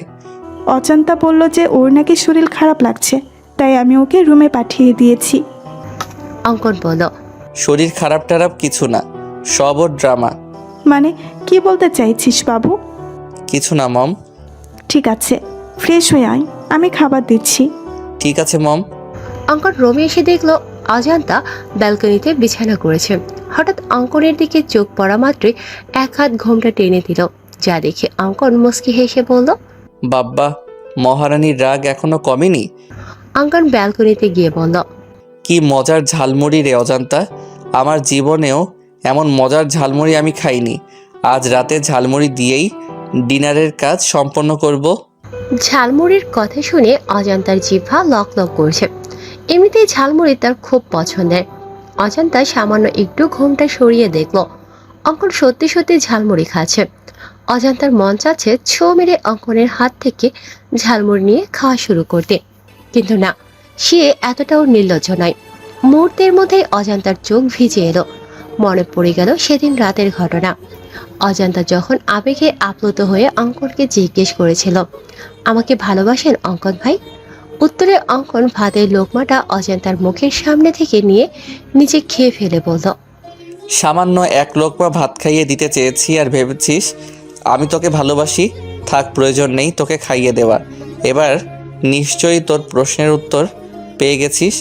না, উত্তর পাইনি। আমি আপনাকে জিজ্ঞেস করেছি ভালোবাসেন কিনা, ইয়েস অর নো। তোর প্রশ্নের উত্তর দিতে বাধ্য নই আমি। এই মুহূর্তে তোর মুখও দেখতে ইচ্ছে হচ্ছে না আমার। সরে যা আমার সামনে থেকে। মুহূর্তের মধ্যে অজান্তা কোমল হৃদয় ব্যথিত হয়ে ওঠে। অজান্তা টলমলে চোখে বলল, ঠিক আছে, দেখতে হবে না আমার মুখ আপনাকে। এরপর থেকে অজান্তা অঙ্কনকে এড়িয়ে চলছে, তার সামনেও আসছে না। ভুলবশত চোখাচোখি হয়ে গেলে তৎক্ষণাৎ ঘোমটার আড়ালে নিজেকে লুকিয়ে রাখছে। পুরনো কথা মনে করে ঘোমটার আড়ালে চোখের পানি মুছে নিল অজান্তা, যা অঙ্কনের চোখ এড়ালো না। অঙ্কন অজান্তাকে শুনিয়ে শুনিয়ে বলল, কেউ তো আর ঝালমুড়ি খাচ্ছে না, কি আর করার, আমি নিজেই সবটা খেয়ে ফেলি। অঙ্কনের কথা শুনে অজান্তা সমস্ত লজ্জা ভুলে সো মেরে অঙ্কনের হাত থেকে ঝালমুড়ি নিয়ে দিল এক দৌড়, যা দেখে অঙ্কন হো হো করে হেসে উঠল। রাত 11টা। অজান্তা ঘুমানোর জন্য ব্যালকনিতে বিছানা ঠিকঠাক করে ঘুমানোর প্রস্তুতি নিচ্ছে।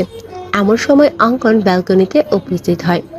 অঙ্কনকে দেখা মাত্র হায় আল্লাহ বলে অজান্তা মাথায় ঘোমটা টেনে নিজেকে আড়াল করে নেয়।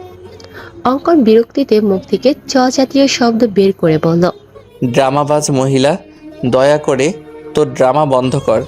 এমন ভাব করছিস যেন তোর সামনে স্বয়ং তোর ভাসুর এসেছে, তাকে দেখে নিজেকে ঘোমটার আড়ালে নিয়ে গিয়েছিস।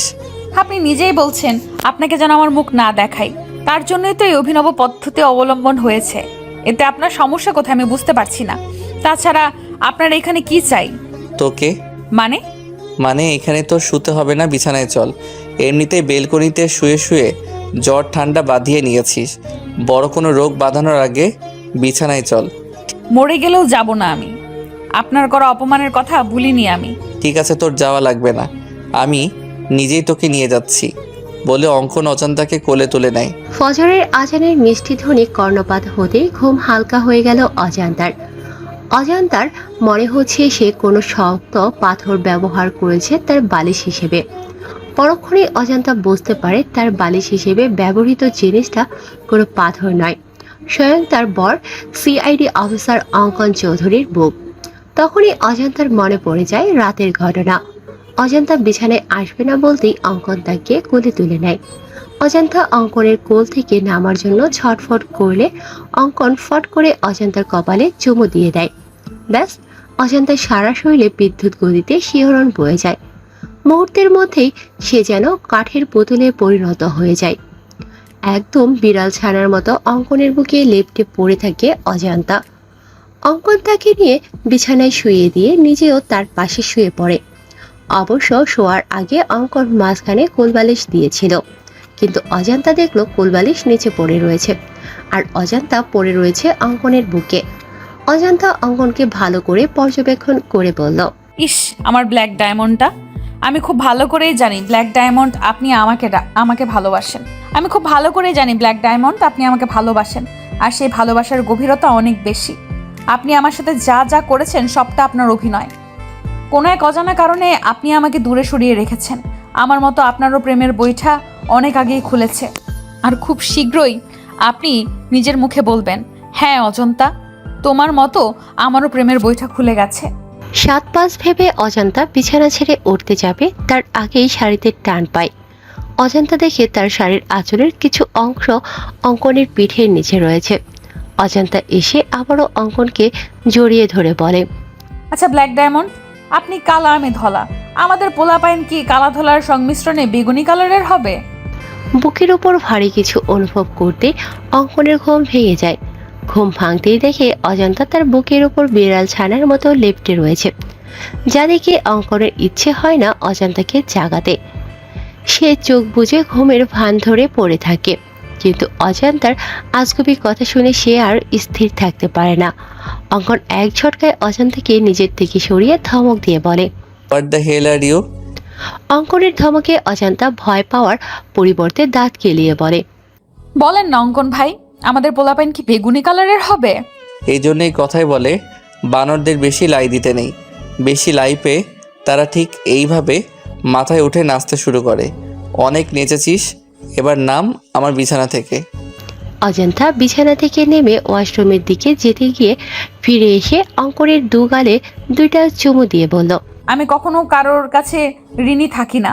আপনি রাতে আমাকে একটা চুমু দিয়েছিলেন, তাই এখন আমি সুদ সহ 2টা ফেরত দিলাম। হিসাব একদম বরাবর। বলে অজান্তা ওয়াশরুমে চলে গেল। অজান্তার যাওয়ার পানে তাকিয়ে অঙ্কন বলল, আমিও দেনাদার হয়ে থাকতে পছন্দ করি না। পাওনাদারকে তার পাওনা ঠিক সময় পরিশোধ করে দিতে পছন্দ করি। বলে আবারও ঘুমের রাজ্যে পাড়ি জমালো অঙ্কন। অজান্তা ফজরের নামাজ আদায় করে নিচে এসে দেখল নাতাশা চৌধুরী কিচেনে রান্না করছে। অজান্তা অবাক হয়ে জিজ্ঞেস করলো, এ কি বড় মা, এত সকাল সকাল তুমি কিচেনে কেন? তোমার ক্ষুধা লেগেছে আমাকে বলতে পারতে, আমি নাস্তা তৈরি করে দিতাম। তুমি শুধু শুধু কষ্ট করে এত সকাল সকাল উঠতে গেলে কেন? আমাদের এক জায়গায় যেতে হবে অজান্তা, তার জন্যই সকাল সকালে রান্না বসিয়েছি। তোর দাদিমারও যাওয়ার কথা ছিল, কিন্তু ওনার নাকি হুট করে মাথা ব্যথা শুরু হয়েছে, তাই আমি আর তুই যাব। তুই দাঁড়িয়ে না থেকে আমার কাছে হাত লাগা, আবার বিকেলের মধ্যে ফিরতে হবে তো। ঠিক আছে বড় মা, বলো কি করতে হবে আমাকে? তুই ছোলার ডালটা ধুয়ে প্রেশার কুকারে দিয়ে দে, আমি লুচির জন্য ময়দা মেখে রাখি। বাবু কিছুদিন থেকে লুচি আর ছোলার ডাল খেতে চাইছে, তাই ভাবলাম আজ বাবুর পছন্দের লুচি আর নারকেল দিয়ে ছোলার ডাল করি। ঠিক আছে বড় মা, তাহলে আজকে সকালের নাস্তা একদম জমে ক্ষীর হবে। তোমার হাতে লুচি আর ছোলার ডাল, উফ, এখনই জিভে জল চলে এসে গেছে। হয়েছে হয়েছে, এত আলু দিতে হবে না। অজান্তা আর নাতাশা চৌধুরী রান্না করছে, এমন সময় সেখানে বেলি উপস্থিত হয়। বেলিকে দেখে নাতাশা অজান্তাকে বলল, তুই এখন যা, রেডি হয়ে নে, রান্না প্রায় হয়ে এসেছে, বাকিটা আমি আর বেলি করে নিচ্ছি। ঠিক আছে বড় মা। মম, সকাল সকাল সাজগোজ করে কোথাও যাচ্ছ নাকি? হ্যাঁ বাবু, তোর বিথি আন্টিকে চিনিস না? হ্যাঁ, কি হয়েছে বিথি আন্টির? ও নাকি 2 দিন আগে সিঁড়ি থেকে পড়ে গিয়ে মাথায় পায়ে বাজেভাবে আঘাত পেয়েছে। হসপিটালে ছিল, এখন নাকি একটু সুস্থ, তাই বাড়িতে রেখে ট্রিটমেন্ট করা হচ্ছে। ঠিক আছে, যাও তাহলে, দেখে আসো তোমার বান্ধবীকে। বলছিলাম কি বাবু, তুই কি গাড়ি করে যাবি? না মম, গ্রামে ছোট ছোট রাস্তা, গাড়ি যায় না, বাইকে করে যাব। কেন, কি হয়েছে মম? তোর ড্যাড গাড়ি নিয়ে বেরিয়েছে, এখন আমরা কিভাবে যাব বুঝতে পারছি না। এক কাজ করো মম, বাসে করে চলে যাও। আমিও বাসে করে যাব ভাবছিলাম, কিন্তু অজান্তা তো বাসে জার্নি করতে পারে না, মেয়েটার মাথা ঘুরে বমি পায়, ওর জন্যই তো, না হলে আমার কোনো সমস্যা ছিল না। অজান্তাও যাবে? বলতেই অঙ্কনের চোখ যায় সিঁড়ি বেয়ে নেমে আসা নববধূর দিকে। ফর্সা গায়ে কালো জামদানি শাড়িটা একদম ফুটে রয়েছে, কোমর পর্যন্ত কোকড়ানো চুলগুলো যেন সমুদ্রের ঢেউ খেলে যাচ্ছে। মুখে নেই কোনো ভারী মেকআপ, মেয়েদের চোখে কাজল দিলে মায়াবী লাগে, কিন্তু এই মেয়ে কখনো কাজল পরে না, চোখে আইলাইনার আর ঠোঁটে সামান্য একটু লিপস্টিক, ব্যাস এতেই যেন তার শ্বাস পরিপূর্ণ হয়ে উঠেছে। অঙ্কনের কাছে মনে হচ্ছে সিঁড়ি দিয়ে ফুটন্ত কোনো গোলাপ নেমে আসে। অঙ্কন অজান্তার দিকে তাকিয়ে হুট করে পড়ে উঠল। মম, তোমরা বরং আমার বাইকে চলো, আমি তোমাদের ড্রপ করে দিব। অজান্তা এগিয়ে এসে বলল। আমি আপনার সাথে যাব না ব্ল্যাক ডায়মন্ড। অঙ্কন তেড়ে এসে বলল। বেশি পাকনামি করলে একদম গুলি করে মাথার খুলি উড়িয়ে দিব। আমি বাইরে ওয়েট করছি, তাড়াতাড়ি মমকে নিয়ে আয়। অঙ্কন যাওয়ার পানে চেয়ে অজান্তা ব্যঙ্গ করে বলল। একদম গুলি করে খুলি উড়িয়ে দিব। আসিস গুলি করে খুলি উড়িয়ে দিতে, তোর লুঙ্গি পরা ছবি ভাইরাল করে দিব, হা হা হা। বিথি খন্দকার, পেশায় একজন শিক্ষিকা। তার প্রথম স্বামী অ্যাক্সিডেন্ট করে মারা যাওয়ার পর পারিবারিকভাবে রেদওয়ান নামের একজন বিশিষ্ট শিল্পপতির সাথে বিয়ে হয়। রেদওয়ানের প্রথম স্ত্রী একজন মেয়ে রয়েছে, সে একদম দু চোখে বিথিকে সহ্য করতে পারে না। দুদিন আগে বিথি কলেজে যাওয়ার জন্য তাড়াতাড়ি করে সিঁড়ি বেয়ে নামছিল, হঠাৎ করে কোনো পিচ্ছিল জাতীয় কিছুর উপর স্লিপ করে সে পড়ে যায়, যার কারণে মাথায় ও পায়ে আঘাত পায়। বিথির ধারণা কেউ ইচ্ছাকৃতভাবে তাকে আঘাত করার জন্য এই কাজ করেছে। যদিও সে জানে এই কাজ করেছে, তবুও কিছু না বলে মুখ বুজে সবটা সহ্য করে নিয়েছে। বিথি এখন একটু সুস্থ, যার কারণে বাসায় নিয়ে আসা হয়েছে। তুলি নামের এক নার্সকে রাখা হয়েছে তার দেখভালের জন্য। তুলি তাকে মেডিসিন দিচ্ছে। এমন সময় কলিং বেল বেজে ওঠে। কলিং বেলের আওয়াজ শুনে বিথি বলল। নিশ্চয় কাজের মেয়েটা এসেছে।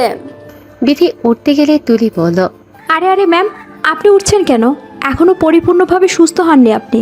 আপনি শুয়ে থাকুন, আমি গিয়ে দেখছি কে এসেছে। তোমাকে রাখা হয়েছে আমার দেখভালের জন্য, তুমি বাসার কাজ করবে, এটা কেমন দেখায়? দেখুন ম্যাম, মানুষ মানুষের জন্য। আমি যদি এইটুকু আপনার জন্য না করতে পারি তাহলে কেমন মানুষ আমি? ঠিক আছে, তাহলে এই খাবারটাও নিয়ে যাও, আমি আর খেতে পারছি না। তুমি বরং খাবারটা বাহিরে ডাস্টবিনে ফেলে দাও, না হলে রেদওয়ান এসে বকাঝকা করবে। কেন খাবার না খেয়ে রেখে দিয়েছি এজন্য। ঠিক আছে ম্যাম। তুলি এক হাতে খাবার প্লেট নিয়ে অন্য হাতে দরজা খুলে নাতাশা চৌধুরীকে দেখা মাত্রই চমকে ওঠে, যার ফলে তার হাতে রাখা খাবারের প্লেট নিচে পড়ে যায়। তুলি এক হাতে খাবারের প্লেট নিয়ে অন্য হাতে দরজা খুলে নাতাশা চৌধুরীকে দেখা মাত্রই চমকে ওঠে, যার ফলে তার হাতে রাখা খাবারের প্লেট নিচে পড়ে যায়। নাতাশা চৌধুরী অবাক হয়ে জিজ্ঞেস করলো। এ কি মেয়ে, কি হলো তোমার? আমাকে দেখে এভাবে চমকে উঠলে কেন? চিনো আমাকে? তুলি তৎক্ষণাৎ নাতাশা চৌধুরীর পা জড়িয়ে ধরে বলল। আমাকে আপনি ক্ষমা করে দিন ম্যাম, আমি আপনার সাথে অনেক বড় অন্যায় করেছি, কিন্তু কথায় আছে না, পাপ কখনো বাপকেও ছাড়ে না। আমার ক্ষেত্রেও সেই রকমই হয়েছে। কখন যে আমার করা ক্ষুদ্র ক্ষুদ্র অন্যায়গুলো ধীরে ধীরে পাহাড় সমতুল্য হয়ে গিয়েছিল আমি টেরও পাইনি। আমার করা পাপের ফল আমার সন্তানেরা ভোগ করছে। এক মায়ের মুখে হাসি ফুটাতে গিয়ে অন্য মায়ের মুখে হাসি কেড়ে নেওয়ার জন্য সৃষ্টিকর্তা আমার নিজের মুখের হাসি কেড়ে নিয়েছে। জানি আমার অপরাধের কোনো ক্ষমা হবে না, তবুও ম্যাম পারলে আমাকে ক্ষমা করে দিবেন। এতগুলো বছর আমি শান্তিতে ঘুমাতে পারিনি। আমার করা অন্যায় আমাকে ঘুমাতে দেয়নি, প্রতিনিয়ত আমাকে কুরে কুরে খাচ্ছিল। অবশেষে আজ আপনার দেখা পেলাম, প্লিজ আমাকে ক্ষমা করবেন ম্যাম। নাতাশা চৌধুরী পা ছাড়িয়ে বললেন। আরে আরে, কি করছো কি তুমি? কি আবল তাবল বকছো? তাছাড়া আমি তোমাকে চিনিও না। তোমার হয়তো কোথাও ভুল হচ্ছে। আমার জানা মতে তুমি আমার কোনো ক্ষতি করনি, তুমি হয়তো অন্য কারোর সাথে আমাকে গুলিয়ে ফেলছো। আমি সেই পাপী যে কিনা একজন মায়ের থেকে তার সন্তান কেড়ে নিয়েছিলাম। হ্যাঁ, আমি আপনার মেয়েকে আপনার থেকে কেড়ে নিয়েছিলাম। তার মানে আমি ঠিক ছিলাম, আমি সেদিন মৃত সন্তানের জন্ম দেইনি। হ্যাঁ ম্যাম, 5 বছর ধরে আমার কাজিন নিঃসন্তান ছিল। শুধুমাত্র একটা সন্তানের জন্য প্রতিনিয়ত শ্বশুরবাড়ির সবার কাছে নির্যাতনের শিকার হতো। এমনকি ওর স্বামী ওকে ডিভোর্স দিতে চেয়েছিল। একদিন হসপিটালে এসে ও আমার হাত জোর করে বলে ওকে যেন একটা বাচ্চা চুরি করে দেই, এতে যদি কোনোভাবে ওর সংসারটা টিকে যায়। আমি প্রথমে রাজি হইনি, পরে ও আমাকে নানাভাবে ইমোশনাল ব্ল্যাকমেল করে। এক পর্যায়ে আমি রাজি হই। আমার টার্গেট ছিল কোনো বড়লোকের সন্তান চুরি করা। আমার কাজিনকে কথা দেওয়ার 2 দিন পরে আপনি হসপিটালে অ্যাডমিট হন। খোঁজ নিয়ে জানতে পারি আপনারা অনেক বড়লোক, কিন্তু আপনিও 8 বছর নিঃসন্তান থাকার পরে একটা বাচ্চার মুখ দেখতে যাচ্ছেন। যখন এটা জানতে পারলাম তখন আমার সিদ্ধান্ত থেকে আমি সরে আসি। কিন্তু বিপত্তি ঘটে আপনার মেয়ে হওয়ার পর। ডক্টর যখন সমস্ত ফর্মালিটি পূরণ করে চলে যায়, তখন আমি আর মীরা একজন নার্স থাকি ওখানে। কিছুক্ষণ পরে একজন ওয়ার্ড বয় এসে জানায় মীরাকে নাকি কেউ ডাকছে। মীরা যাওয়ার পর কোথা থেকে একজন মহিলা এসে আমাকে বলে আমি যেন আপনার মেয়েকে সরিয়ে তার জায়গায় কোনো মৃত সন্তান রাখি। ব্যাস, এইটুকু কাজের জন্য যে আমাকে 50,000 টাকা দিতে চায়। টাকা দেখে আমার মধ্যে লোভসত্তা জাগ্রত হয়। একদিকে কাজিনের মুখের হাসি, অন্যদিকে 50,000 টাকা। আমি কিছু না ভেবেই রাজি হয়ে যাই। অবশ্য আমি তাকে জিজ্ঞাসা করেছিলাম মেয়েটাকে সরিয়ে তার কী লাভ হবে। সে বলেছিল আদর ব্যাপারী হয়ে আমি যেন জাহাজের খবর না রাখি। এটাও বলেছিল আমি যদি কারো কাছে এই বাচ্চা চুরির ব্যাপারে কিছু বলি তাহলে আমাকে প্রাণে মেরে দেবে। নাতাশা চৌধুরী চোখের পানি মুছে বলল, তারপর কি হলো? কোথায় আমার মেয়েটা? এখনো বেঁচে আছে কি? আমি আমার কাজিনকে বাচ্চাটা দিয়ে আসি। বাচ্চা পেয়ে অনেক খুশি হয়েছিল মেয়েটা। ভেবেছিলাম হয়তো তার সংসারটা টিকে যাবে, কিন্তু ওর শ্বশুর বাড়ির কেউ বাচ্চাটাকে মেনে নিতে পারেনি। আমার কাজিন বাচ্চাকে নিয়ে শ্বশুর বাড়ি থেকে বেরিয়ে আসে। 3-4 মাস অন্যত্র থাকার পর কিভাবে জানি ওর স্বামী ওদের খোঁজ পেয়ে যায় আর বাচ্চাটাকে মেরে ফেলতে চায়। পরে আমার কাজিন বাচ্চাটার জীবন বাঁচাতে কোনো এক বড়লোকের বাড়ির মধ্যে রেখে আসছিল। মুহূর্তের মধ্যেই নাতাশা চৌধুরী মুখে এক চেলতে হাসি ফুটে উঠল। তিনি মনে মনে বললেন, অজান্তাকে যখন পাই তখন ওর বয়স আনুমানিক 3 থেকে 4 মাস ছিল। আর আশ্চর্যজনক বিষয় হলো মেয়েটা অনেক কান্না করছিল, আর আমি যখন কোলে তুলে নিয়েছিলাম একদম চুপ হয়ে গেছিল। মনে হচ্ছিল যেন তার মায়ের কোল খুঁজে পেয়েছে। তার মানে কি অজান্তাই আমার হারিয়ে যাওয়া মেয়ে? এই জন্যই তুমি বারবার বেলাকে দোষারোপ করছিলে, তাই না? নিজের দোষ বেলার উপর চাপিয়ে দিতে চেয়েছিলে, তাই না রেশমি? কিন্তু তোমার ছোট্ট একটা ভুল আমাদেরকে খুনি পর্যন্ত পৌঁছে দিল। হয় সাহেব, আমি এসব করছি। আমার পুরাটার বড় অসুখ হয়েছে, চিকিৎসার জন্য মেলা টাহালা প্রয়োজন। কত মানুষের কাছে হাত পাতিছি, কেউ সাহায্য করি নাই। আর মানুষ সবসময় মানুষের দুর্বলতা খোঁজে, দুর্বলতার সুযোগ নিয়ে সুযোগের সৎ ব্যবহার করে, যেমনটা আমার সাথে করছে। আমি যখন টাহাল দহি হন্যে হয়ে রাস্তায় রাস্তায় বেড়াচ্ছিলাম, তখন এক বেড়া আমারে কইল আমার পোলার অসুখ সারার সমস্ত খরচ সে বহন করবে, বিনিময়ে আমার বেড়ারে জঙ্গলে নিয়ে যেতে হবে। আপনি নিজেই কোন সাহেব, কোন মা চায় তার কলিজার টুকরোকে চোখের সামনে মরতে দেখতে? আমি কিছু না ভেবেই রাজি হয়ে যাই। ওই বাচ্চাদের যে বেড়া নিয়ে গিয়েছিল সে শিশু পাচারকারীদের সাথে জড়িত ছিল। এইটা বেলা পরে বুঝতে পারে। বেলা পুলিশের খবর দেওয়ার হুমকি দেয় তাদের। আর তখনই বেলাকে তারা একটা বন্ধ কামরায় আটকে রাখে। বেলা অনেক চালাক চতুর ছিল, যার জন্য সহজেই তাদের চোখে ধুলো দিয়ে চলে আসে। এইখানে আসার পর বেলা আপনাদের খবর দিতে চায়, কিন্তু তার আগেই আমি ওকে জঙ্গলে নিয়ে যাই। বাকিটা তো আপনারা জানেন সাহেব। নিজের ছেলেকে বাঁচানোর জন্য খুনের মতো এত জঘন্য একটা কাজ করতে একটু বিবেকে বাঁধেনি তোমার? তুমি আমাদেরকে বলতে পারতে, আমরা তোমার বাচ্চার চিকিৎসা করাতাম। আচ্ছা, ওই লোকটা কে ছিল যে বাচ্চাদের নিয়ে গিয়েছিল? আর এসবের পিছনে কে বা কারা রয়েছে কিছু বলতে পারবে তুমি? এসবের পেছনে একজন বেডি মানুষ আছে সাহেব। তুমি শিওর? হ্যাঁ সাহেব, যে বেটা বাচ্চাদের নিয়ে গেছিল সে ফোনে করছিল, মা ওইদিকে সব ঠিকঠাক আছে তো? 2-1 দিনের মধ্যেই বাচ্চাদেরকে পাচার করে দিব, আর বিনিময়ে আমরা কোটি কোটি টাকা পাবো। এই 2 দিন একটু কষ্ট করে তুমি বাচ্চাদের সামনে রাখো মা। বেটার কথা শুনে আমি বুঝতে পারছি এসবের পেছনে তার মা রয়েছে, অথবা যে রয়েছে তাকে সে মা ডাকে। মা থাকুক বা বাবা থাকুক, আমরা ঠিক তাকে ধরে ফেলবো। তবে তুমি যা করেছো এর জন্য তুমিও শাস্তি পাবে। শাস্তির জন্য প্রস্তুত হও রেশমি। মাঝরাতে কোনো কিছুর শব্দে ঘুম ভেঙে যায় অঙ্কনের। পাশে অজান্তাকে না পেয়ে অনেকটা চিন্তিত হয়ে যায় অঙ্কন। অঙ্কন নিচে এসে অজান্তাকে না পেয়ে কি মনে করে ছাদে চলে যায়। ছাদে এসে দেখে কেউ একজন ফিসফিসিয়ে কথা বলছে, যা পুরোপুরি বোঝা যাচ্ছে না। অঙ্কন বোঝার চেষ্টা করে ঠিক কী কথা হচ্ছে। অঙ্কন সামনের দিকে এগিয়ে যেতেই তার কানে বাজে, বাচ্চাদেরকে এই চৌধুরী মঞ্জিলে রাখা হয়েছে শুধুমাত্র সকালের অপেক্ষা, সকালে তাদের পাচার করে দেওয়া হবে। মুহূর্তের মধ্যেই অঙ্কনের পা থমকে যায়। অঙ্কন ভাবতে থাকে, কে হতে পারে এই মহিলা? কণ্ঠস্বর ভালো করে বুঝতে পারছি না। আমাদের বাড়িতে মহিলার সংখ্যা 4 জন, মম, অজান্তা, সুইটহার্ট আর বেলি। মম বা সুইটহার্ট এখন এই কাজ করবে না। তাছাড়া মম ড্যাড তো ঘুমোচ্ছে, সুইটহার্টও নাকি অসুস্থ। বেলি রুমও ভেতর থেকে লক করা দেখে আসলাম। একমাত্র অজান্তা রুমের বাইরে রয়েছে। ও নো, তাহলে কি এসবের পিছনে অজান্তা রয়েছে? অজান্তাই করেছে এইসব। সকাল 10টা। চৌধুরী মঞ্জিলে সবাই ব্রেকফাস্ট করছে। এমন সময় ইমতিয়াজ চৌধুরী অঙ্কনকে বলল, আরে বাবু, কেসটা কত দূর আগালো? বাচ্চাদের কোনো খোঁজ পেয়েছিস? অনেকদিন হয়ে গেল এই কেসের ইনভেস্টিগেশন করছিস। হ্যাঁ ড্যাড, শুধু বাচ্চাদেরই খবর পাইনি, এর সাথে যারা যারা জড়িত আছে সবার খোঁজ পেয়ে গিয়েছি। তবে আজ এইখানে এই মুহূর্তে এই কেসের চ্যাপ্টার ক্লোজ হয়ে যাবে। অঙ্কনের কথা শুনে আঞ্জুমারা চৌধুরী বললেন, কি বলছো দাদু ভাই? তার মানে আসল অপরাধী এই চৌধুরী মঞ্জিলে রয়েছে? হ্যাঁ সুইটহার্ট, ড্যাড দুধ কলা দিয়ে কালসাপ পুষেছে। মানুষ গিরগিটির থেকেও ভয়ঙ্কর। এরা যে পাতায় খায় সেই পাতায় ফোঁটা করে। মানুষকে বিশ্বাস করার থেকে কুকুরকে বিশ্বাস করা ভালো, কারণ মানুষ বিশ্বাসঘাতকতা করলেও কুকুর কখনো বিশ্বাসঘাতকতা করবে না। অঙ্কনের কথার আগামাথা বুঝতে না পেরে নাতাশা চৌধুরী বলেন, তুই ঠিক কি বলতে চাইছিস বাবু? একটু ক্লিয়ার করে বল তো। মানছি তুই একজন সিআইডি অফিসার, তাই বলে তুই বাড়ির লোকদের সন্দেহ করছিস? আমাদেরকে তোর অপরাধী মনে হয়? মম, তুমি খুব ভালো করে জানো আমি কখনো প্রমাণ ছাড়া কথা বলি না। আমি যখন বলেছি আসল অপরাধী এই বাড়িতে রয়েছে, তার মানে নিশ্চয়ই প্রমাণ সঙ্গে করে নিয়ে এসেছি। তাহলে বলছিস না কেন? কে করেছে এসব? কে বা কারা এর পেছনে রয়েছে? অজান্তা। অজান্তার কথা শুনে আঞ্জুমারা চৌধুরীর মুখে হাসি ফুটে উঠল। তিনি বললেন, আমার প্রথম থেকেই এই মেয়ের উপর সন্দেহ ছিল। নিশ্চয়ই ও টাকার জন্য এসব করেছে। লোভী মেয়ে একটা। দাদু ভাই, তুমি বরং ওকে নিয়ে জেলে ভরে দাও। কত বড় সাহস! সিআইডি অফিসারের বাড়িতে থেকেই বাচ্চা পাচার করছে। না জানি আরো কি কি অপরাধের সাথে জড়িত আছে এই মেয়ে।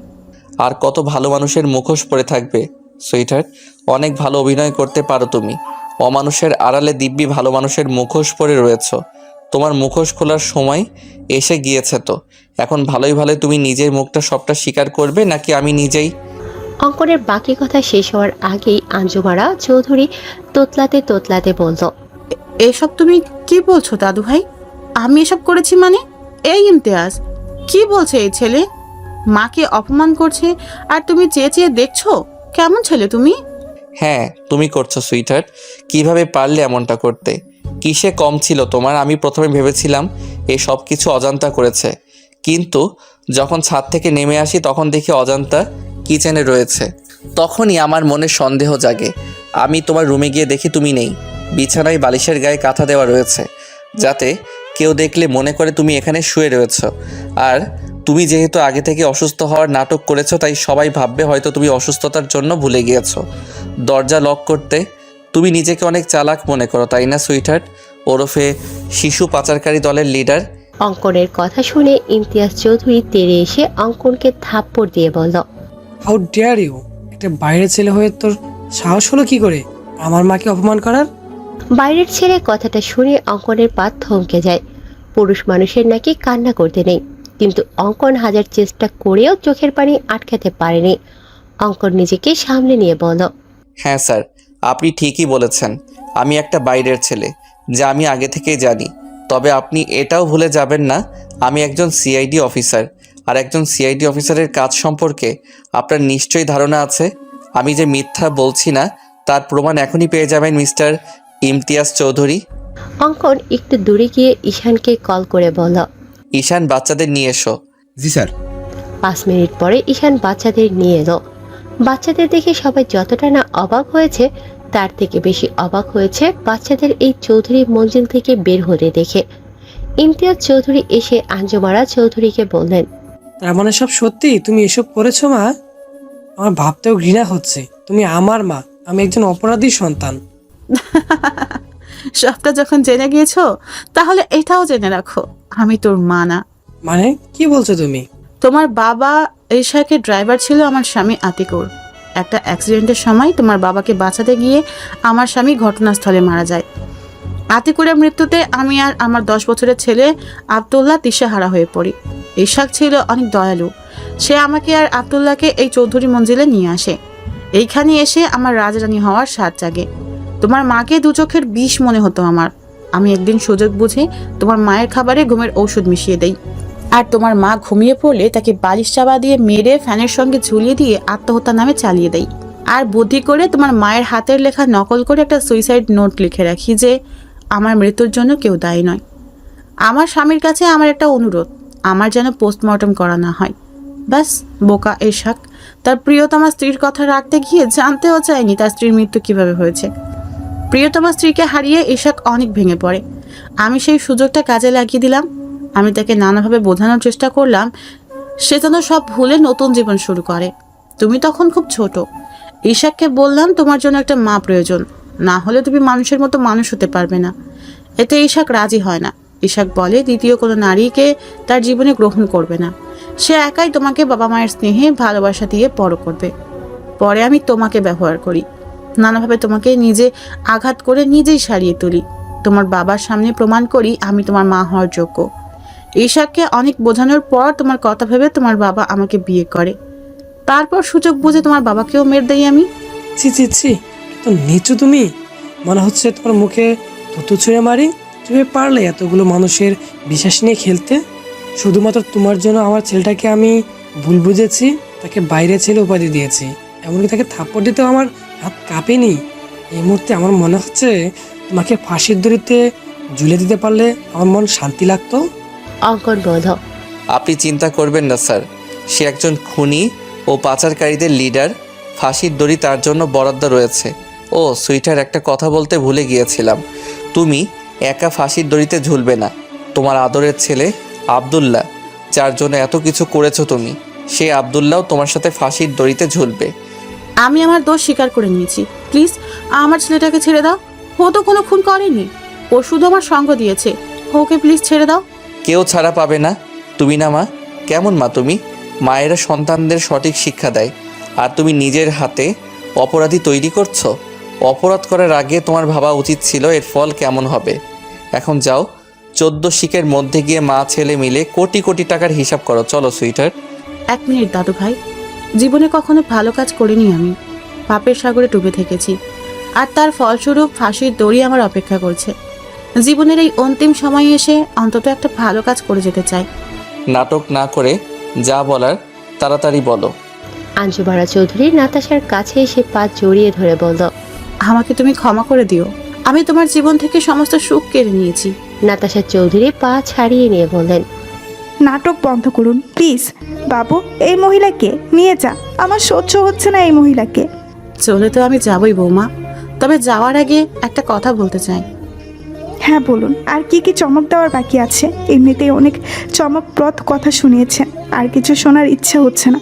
তবুও শেষ ইচ্ছে বলে কথা, বলুন কি বলতে চান। অজান্তাই তোমার হারিয়ে যাওয়া মেয়ে বৌমা। এক্ষুনি কি বললেন আপনি মা? আবার বলুন। অজান্তাই তোমার হারিয়ে যাওয়া মেয়ে। তুমি সেদিন মৃত সন্তানের জন্ম দাওনি। আমি চাইনি তোমার কোনো উত্তরাধিকার পৃথিবীর আলো দেখুক। তাই তো সেদিন তুলিকে দিয়ে তোমার মেয়েকে সরিয়ে তার জায়গায় মৃত ছেলে রেখে দেই। কিন্তু তুলির কাজিন গাধাটা আর কোথাও ওকে রাখার জায়গা পায়নি, মরতে মরতেই চৌধুরী মঞ্জিলে রেখে যায়। আর তুমিও অন্যের সন্তান মনে করে নিজের সন্তানকে কোলে পিঠে বড় করো। যাই হোক, অনেক ক্ষতি করেছি তোমাদের। এখন তো আর আমি থাকছি না। আই হোপ তোমরা সুখে শান্তিতে বসবাস করতে পারবে। নাতাশা চৌধুরী এসে অজান্তাকে জড়িয়ে ধরে চোখে মুখে অজস্র চুমু দিয়ে বলল, তার মানে আমার ধারণা সঠিক ছিল, একজন মা কখনো তার সন্তান চিনতে ভুল করে না। তুই অজান্তা নোস মা, তোরা পরিচয় আছে। তুই এই চৌধুরী মঞ্জিলের একমাত্র রাজকন্যা। তুই আমার আর ইমতিয়াজের মেয়ে। বলে অজান্তাকে বুকের সাথে মিশিয়ে নিলেন নাতাশা চৌধুরী। এই জন্যই আমি তোমার গায়ে মায়ের গন্ধ পেতাম, তোমার প্রতি টান অনুভব করতাম। তুমি আমার মাথায় হাত বুলিয়ে দিলে আমার সারাদিনের ক্লান্তি দূর হয়ে যেত। কারণ তুমি যে আমার মা, আমার শান্তির জায়গা। ইমতিয়াজ চৌধুরী এসে বলল, জানিস মা, আমি তোকে দেখে সবসময় আফসোস করতাম এই ভেবে যে তুই আমার নিজের মেয়ে হলি না কেন। যখন আজ জানতে পারলাম তুই আমার নিজের মেয়ে, তখন মনে হয়েছিল পৃথিবীর সমস্ত সুখ আমার হাতের মুঠে চলে এসেছে। কিন্তু একটা বিষয় আমাকে কুড়ে কুড়ে খাচ্ছে। আমি বুঝতে পারছি না বাবুর সামনে কীভাবে দাঁড়াবো। ওকে যে অনেক কষ্ট দিয়েছি। অঙ্কন এসে ইমতিয়াজের হাত ধরে বলল, সমস্যা নেই শ্বশুরমশাই, আমরাই তো। কিন্তু এখন তো আমি এই বাড়ির ঘর জামাই হয়ে গেলাম, তাহলে আপনাদের কি বলে সম্বোধন করব? শ্বশুর আব্বা আর শাশুড়ি আম্মা? নাতাশা চৌধুরী এসে অঙ্কনের কান মলে দিয়ে বলল, এক মুহূর্তের মধ্যে পর করে দিলি আমাদের। জাস্ট কিডিং মম। দেখ বাবু, যা হওয়ার হয়েছে।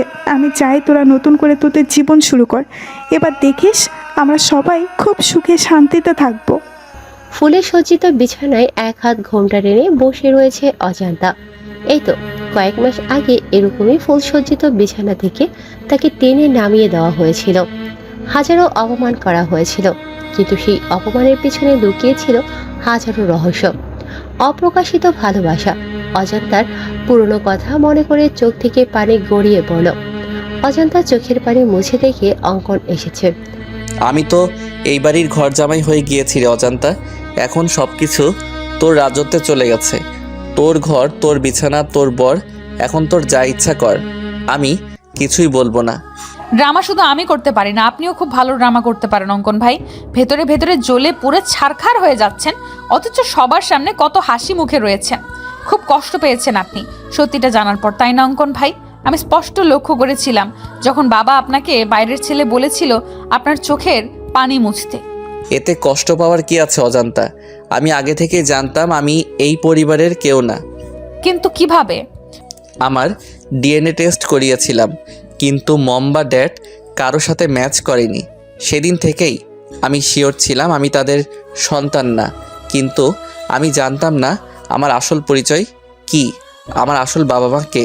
প্রথম যেদিন আমি কুসুমপুর এতিমখানায় যাই, সেদিন আমার আসল পরিচয় জানতে পারি।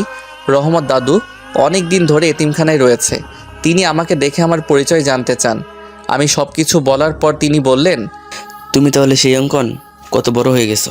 এতটুকু একটা বাচ্চা ছেলে দেখেছিলাম, আর আজ সে একজন নামকরা সিআইডি অফিসার। ব্যাস, দাদুর কথা শুনে আমার সন্দেহ বেড়ে যায়। আমি আমার নিজের ইনভেস্টিগেশনের কাজে লেগে পড়ি। খোঁজ নিয়ে জানতে পারি আমার মা জমিদার বংশের মেয়ে ছিল। তাদের বংশে প্রেম করা বা প্রেম করে বিয়ে করা নিষিদ্ধ ছিল। কিন্তু একবার কারো যদি প্রেমের বইটা খুলে যায়, তাহলে প্রেম সাগরে ডুবে মরা ছাড়া আর কোনো উপায় থাকে না।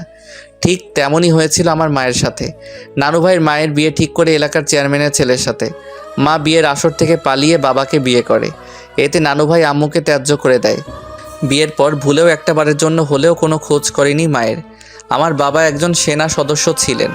আমার জন্মের কয়েক বছর পরে একটা অ্যাক্সিডেন্টে আমার বাবা মা মারা যায়, কিন্তু সেটা আদৌ অ্যাক্সিডেন্ট না খুন ছিল জানা যায়নি। এমনকি আমার চাচারা আমার বাবা মায়ের মৃত্যুর খবর কেউ আমার নানু বাড়িতে জানায়নি। বাবা মায়ের মৃত্যুর পর চাচারা আমাদের সব সম্পত্তি হাতিয়ে নিয়ে আমাকে এতিমখানায় রেখে আসে। তারপর মম ড্যাড আমাকে এই চৌধুরী মঞ্জিলে নিয়ে আসে। অবশ্য তারা আমাকে দত্তক নিতে চেয়েছিল, কিন্তু সুইটহার্ট নিতে দেয়নি। সুইটহার্ট চাইনি চৌধুরী মঞ্জিলে কোনো উত্তরাধিকার আসুক। সে চেয়েছিল সমস্ত সম্পত্তির মালিক হবে তার ছেলে আবদুল্লাহ। এই জন্যই সুইটহার্ট তোকে ও নার্সকে টাকা দিয়ে সরিয়ে দেয়।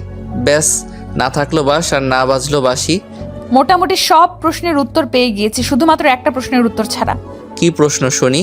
এবাড়ির ঘর জামাই সদা প্রস্তুত আছে তার বউয়ের প্রশ্নের উত্তর দিতে। এখন ঝটপট প্রশ্ন করো দেখি। আমাকে ভালোবাসেন?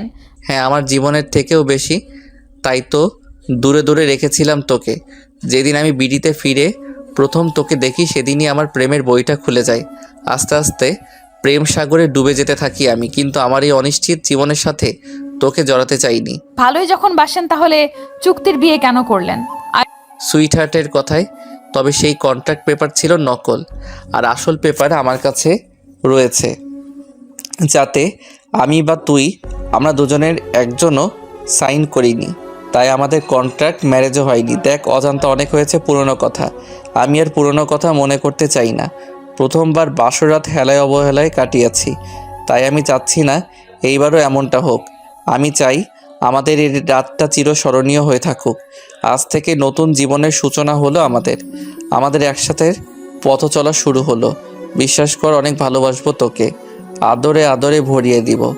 আমি বেঁচে থাকতে তোর চোখে কখনো পানি আসতে দিব না। অজান্তা এসে অঙ্কনকে জড়িয়ে ধরে বলল।